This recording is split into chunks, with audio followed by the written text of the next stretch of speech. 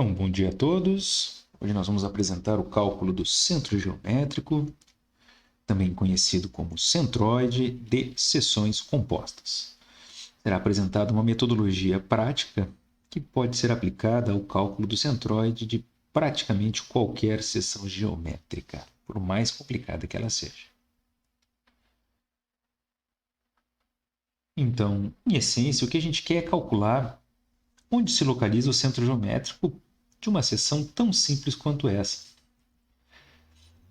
É bastante intuitivo a gente imaginar, né, que se essa seção T invertido tem, por exemplo, 12 centímetros de altura, o centro geométrico dessa seção não está localizado no centro, no meio. Está localizado, por exemplo, em 6 centímetros. É bem intuitivo a gente imaginar que ele está deslocado um pouquinho para baixo. Certo? Então é isso aí que a gente vai ver como se calcula. Então, em primeiro lugar, relembrando, né, o centro geométrico de um retângulo, ele está posicionado exatamente no centro desse retângulo, ou se a gente quiser complicar um pouquinho a vida, a gente pode dizer que o centro geométrico está localizado sobre os seus eixos de simetria. Então, um retângulo tem um eixo de simetria horizontal. Então, tudo que está acima desse eixo de simetria horizontal, que passa bem na metade da peça, tudo que está para cima se repete para baixo. E tem também um eixo de simetria vertical, tudo que está à esquerda desse eixo de simetria se repete à direita. Na intersecção dos dois eixos, nós temos o centro geométrico. E essa intersecção dos eixos coincide com o meio do retângulo, o centro. Então, se a gente traçasse dois eixos ortogonais, um eixo Y e um eixo X, com origem bem no vértice inferior esquerdo do nosso retângulo, nós teríamos, que o centro geométrico desse retângulo estaria exatamente na metade da base. Então, a gente está chamando de B a base desse retângulo. E na metade da altura. Então, as coordenadas do centro geométrico seriam B sobre 2, daqui até aqui, e H sobre 2. Então, centro geométrico localizado em B sobre 2 e H sobre 2. Metade do retângulo. A nossa ideia aqui, como calcular, então, o centro geométrico de seções mais complexas, como uma aduela de uma ponte, uma seção U enrijecido, uma seção cantoneira, por exemplo, de abas iguais ou abas diferentes. Como é que a gente calcula isso? Okay. O exemplo que a gente vai aplicar, o exemplo prático, vai ter exatamente essas dimensões. Vai ser uma seção T invertido de base 12 centímetros, nervura com largura de 5, a altura total dessa peça vai ser de 12 centímetros, 8 de nervura, 4 de mesa. E aqui o afastamento que nós temos, de 3,5 cm para cada lado. Essa aqui vai ser a peça que nós vamos calcular agora, mostrar um exemplo de como calcular o centro geométrico. Okay? A metodologia ela passa por 4 passos. Etapa número 1 vai ser a divisão em figuras geométricas conhecidas. Então, as figuras geométricas conhecidas talvez sejam um dos pontos, um dos pré-requisitos para a aplicação dessa metodologia. O retângulo, por exemplo, que a gente viu ali, é uma figura geométrica conhecida, certo? Nós já marcamos onde é que está localizado o centro geométrico do retângulo, em B sobre 2 e H sobre 2. Um círculo também tem o seu centro geométrico conhecido, um triângulo também tem. Um quarto de círculo, um semicírculo e assim por diante. Esses valores são tabelados. Em segundo lugar, nós temos que marcar o centroide de cada figura. Em terceiro, vamos fazer o preenchimento de uma planilha. E em quarto lugar, nós iremos calcular a posição do centro geométrico. Então, são essas 4 etapas que a gente vai ver em detalhe a partir de agora. Então, primeira etapa, divisão em figuras geométricas conhecidas. Temos que transformar essa seção T, dividir ela em figuras conhecidas. No caso aqui a gente tem 2 retângulos pelo menos. Há várias formas, na verdade, da gente fazer essa divisão, mas uma que me parece bastante lógica é dividir em um retângulo superior, que a gente vai chamar de figura 1, e um retângulo inferior, que a gente vai chamar de figura 2. Então, dividimos a nossa seção T em 2 retângulos. Em segundo lugar, a gente vai fazer a marcação do centroide de cada uma dessas figuras. Então, se nós temos 2 figuras, nós iremos marcar o centroide, o centro geométrico, da figura 1 e da figura 2. Então, o da figura 1 está localizado exatamente na intersecção dos eixos de simetria da figura 1, ou seja, bem no meio dela, e o da figura 2 da mesma forma. Então, marcados, né, os centroides da figura 1 e da figura 2. Em terceiro, né, o terceiro passo vai ser o preenchimento da planilha. Então, tá. Essa aqui vai ser a nossa planilha, uma planilha com 6 colunas que a gente vai ver em detalhe agora cada uma delas. A primeira coluna ali a gente vai colocar o número da figura, certo? Então, essa planilha, para uma seção T, ela vai ficar com 2 linhas de figura e uma terceira linha de somatório dos valores, que a gente já vai ver como é que a gente emprega, né? Então, nós temos a figura 1 na primeira linha aqui e a figura 2 na segunda. E a gente tem que sempre reservar a última linha de todas para uma linha de somatório. Okay? Se tivéssemos mais figuras conhecidas, né? Por exemplo, tivéssemos uma seção I, né, com uma mesa superior, né, teríamos 3 figuras conhecidas aqui. Não é o caso.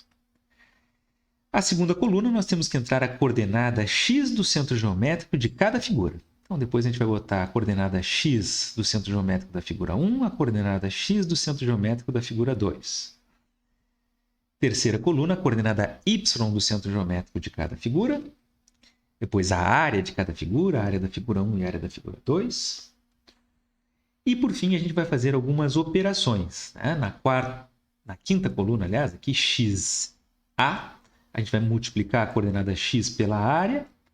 Depois, na última coluna, a gente multiplica a coordenada y pela área. Opa, y vezes área. Vai preenchendo os valores aqui. Então, essa última coluna, né, essas últimas 2 colunas são, na verdade, calculadas. Não são valores extraídos dos desenhos. Então, exatamente por isso, né, essa região em azul são valores que a gente vai extrair dos desenhos. Essa região em laranja são valores que nós vamos calcular. E essa região em rosa são valores que depois nós vamos somar. Então, na última linha, a gente deve somar as áreas individuais de cada uma das figuras e depois somar, né, esses momentos estáticos, x vezes a, de cada uma das figuras. Certo? A gente vai ver agora essas operações todas aplicadas ao nosso exemplo. Então, em primeiro lugar, a gente tem que buscar a coordenada x da figura 1.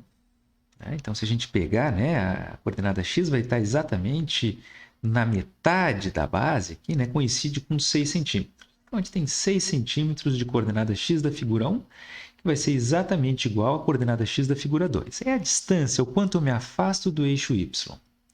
6 centímetros e 6 centímetros. Né? Aqueles 13,5 que nós temos, mais metade daqui, mais 2,5 que dá 6.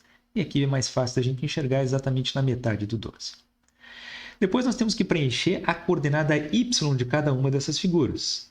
Então, da figura 1, a coordenada y vai estar exatamente na metade da altura da figura 1. Ou seja, eu vou ter que pegar aqui a metade de 8, que vai dar 4, e somar com esses 4 que estão aqui. Então, a distância de 1 até o eixo x, né, que é a coordenada y, vai ser de 8 centímetros. Está lá. E a distância do centro geométrico da figura 2 até a base vai estar na metade desses 4, que vai dar 2 centímetros. Tá lá.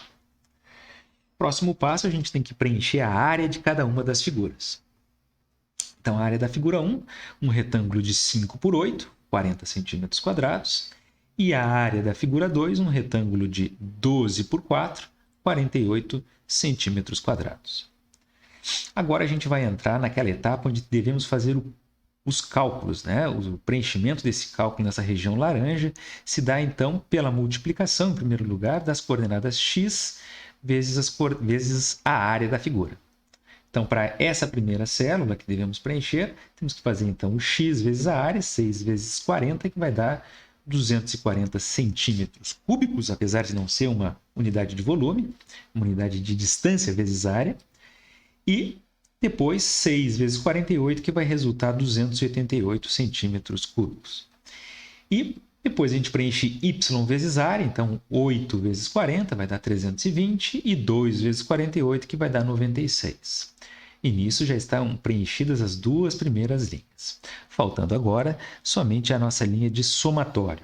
Certo? Então, para o somatório, a gente vai somar 40 com 48, Vai dar os 88 centímetros quadrados, a área total da nossa seção T. E depois devemos somar os momentos estáticos x vezes área, né? Uma área vezes uma distância. Momento de primeira ordem, também conhecida essa grandeza.